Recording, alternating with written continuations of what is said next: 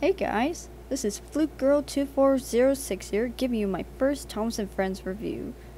A couple of weeks ago, I asked my followers on Twitter if I should do a review on Tale of the Brave, and the final results showed 81% yes and 19% no.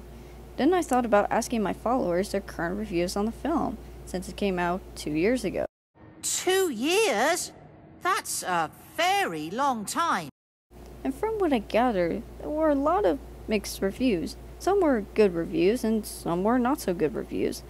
So I guess we should take a look at the 2014 Thomas & Friends special Tale of the Brave.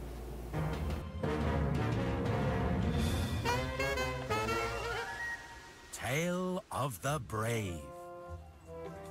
So what's the story? The story is Thomas discovers a giant footprint in the clay pits during a rainstorm and goes to tell Percy about it. Percy takes caution over this and starts to believe there's a monster on Sodor. Funny thing is, this film was originally called Monster of Sodor. As Percy's fear grows more and more, in which he starts seeing things and mistaking them for a monster, James makes fun of him for it while Gator tells him the true meaning of bravery. After an accident with the flying kipper, as well as Percy and Gator laughing at him, James decides to take revenge and scare Percy with the scrap metal monster. Percy becomes frightened and tries to tell the other engines, but nobody, not even Thomas, believes him, which hurts Percy. Percy later learns that Gator is leaving Sodor that evening and gets the idea that the only way he can show that he is brave is to leave Sodor. However, Gator states that running away is not very brave, so Percy decides to go to the clay pits, and James, who was looking for Percy, finds him to try and apologize, but an argument happens, which leads to James showing off and accidentally causing a landslide. Percy saves James, but gets swept away by the landslide and rescued by Marion. Later, Percy gets fixed and James and Thomas apologize, and the engines go to the docks to say goodbye to Gator. Okay, so this is not an entirely bad story, and the moral is actually really good. However, there is a problem with the balance. The first half of the movie is a bit slow paced, with Percy running around the island being afraid, and then the second half picks up the pace with several suspenseful scenes. However, what I noticed with almost every special with Andrew Brenner is that he includes a prologue and backstory. The prologue, though a bit long, shows how Thomas first saw the giant footprints at the clay pits. Andrew Brenner does like to make references to past stories, including the Railway series, and I feel like he did so here with the book Thomas and the Twins, in which Thomas works at the clay pits due to a damaged bridge on his branch line. The backstory is also shown how Gator has a fear of heights, in the 2D animation style by Arc Productions. It's always good to show a bit of a backstory to a character to get to know their history and how they gained their current personality. The climax is kind of mixed. There's a climatic scene where Thomas and Cranky try to stop the ship, but discover that Percy wasn't on it because Cranky unloaded him half an hour ago. This scene was kind of pointless, but at the same time, the audience and Thomas didn't know this, which is why it was so suspenseful. It's understandable why the scene was shown because it really shows that Thomas cares for Percy and doesn't want him to leave. However, the climax scene, as well as the last 10 minutes of the film, is the best part. The scene with the landslide is so well directed and suspenseful. I could care less even if it was a bit over the top. I think it's one of the most suspenseful and dramatic scenes in Thomas' history, and it reminds me of Fergus rescuing Bill and Ben from the rock slide. This scene really brings out Percy's courageous and heroic character. One of my favorite scenes is at the end where Percy says goodbye to Gator. I think we can all relate to this ending because we all have friends who live far away. It's very sad when we have to say goodbye to them. Percy's line, I guess you have to be brave to say goodbye to someone too, is what really makes me love Percy even more.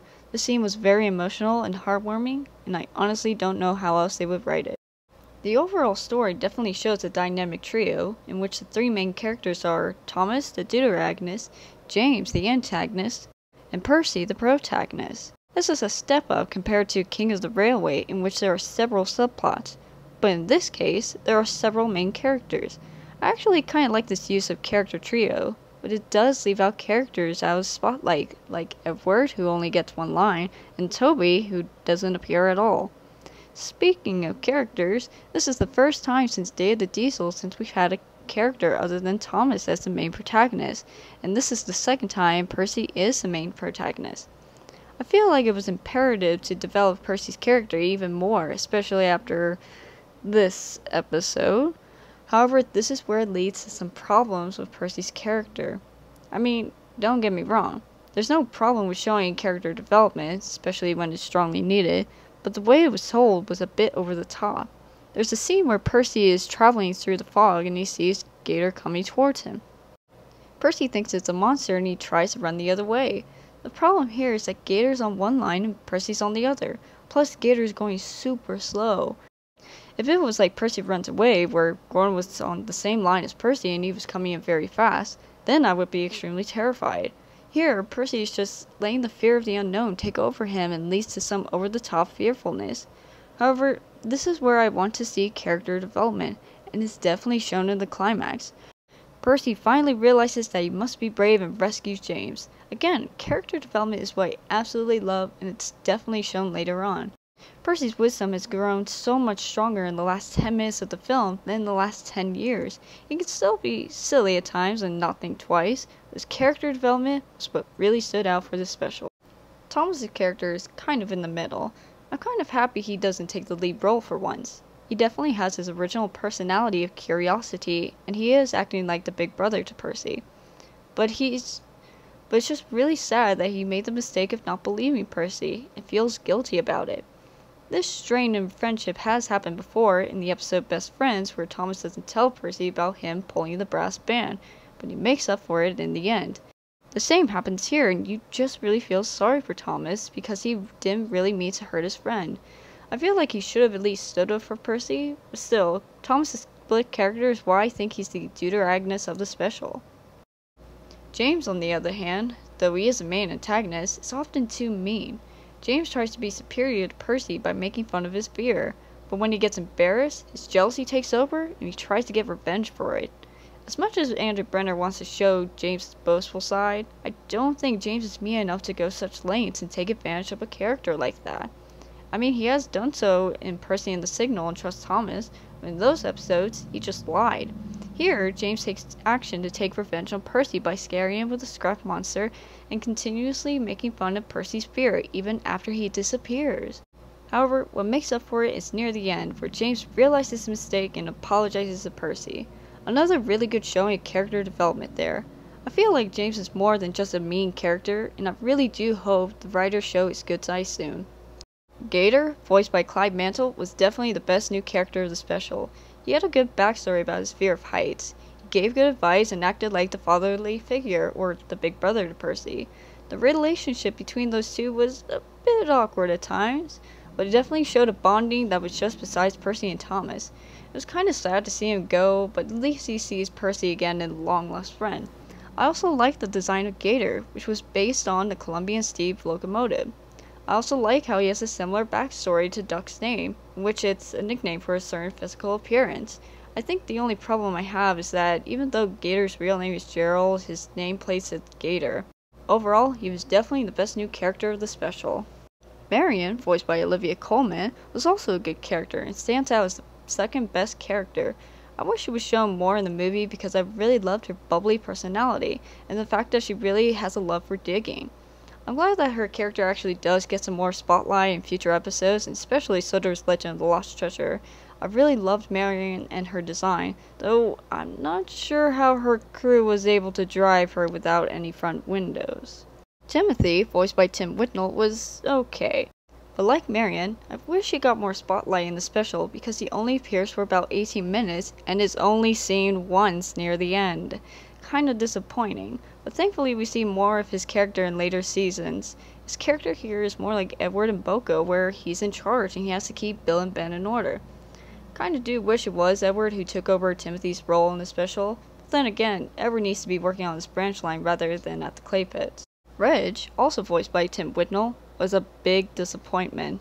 He only appeared for 38 seconds. I wish they showed him a lot more, especially when building the scrap monster. In fact, in the Golden Book, James is not frightened by a scrap monster, but more of a small piece of scrap that looks like a creature. And in one illustration, Reg is putting the scrap monster onto James' train.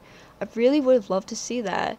Overall, there's not much to say good about this character, except for the fact that he likes his job. though his appearance was really pointless and a huge letdown. However, what doesn't let me down is the music and the animation. I mean, there are a couple of animation flops here and there, but for a second film animated by ARC Productions, it's really not bad.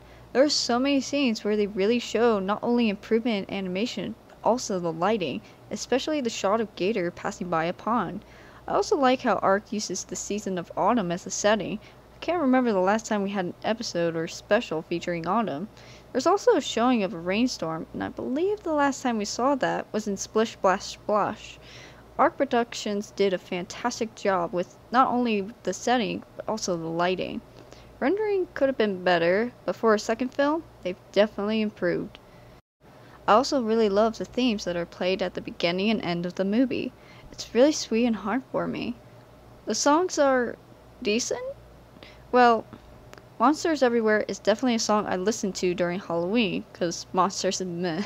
But it also reminds me of the song Heffalumps and Woozles from Winnie the Pooh and the Pink Elephant Parade from Dumbo. Let's Be Brave just has a weird placement because the ending is heartwarming and then suddenly la la la la la la la la la la la la let's be brave. The song doesn't have a bad moral and I'm sure it'll get kids bouncing up and down because of the catchy lyrics, but it's just in a weird spot in the film and the song lyrics are repetitive. However, the song that stood out to me the most was Our Tale the Brave. Oh my goodness, do I love this song. It's so heartwarming that I get a bit emotional almost every time I listen to it. And during the song, there's an instrumental sequence of Percy showing Gator that he doesn't have to be afraid. This is a good example of the show don't tell sequence. It's really heartwarming and the shots are just amazing. So what are my final thoughts on this film? Well, from a critic point, despite the film's flaws with the story and some of its characters, it's not entirely the best Thomas film. But personally, I think it's a great film, and actually one of my favorites. It's heartwarming, it has great character growth and development, shows improvement on animation, and really shows what it truly means to be brave. On that note, thank you all for watching my review. Leave a comment on your thoughts on the review and the film in the comment section below, and hit the like and subscribe button if you want to see more of these reviews. This is FluteGirl2406 signing off.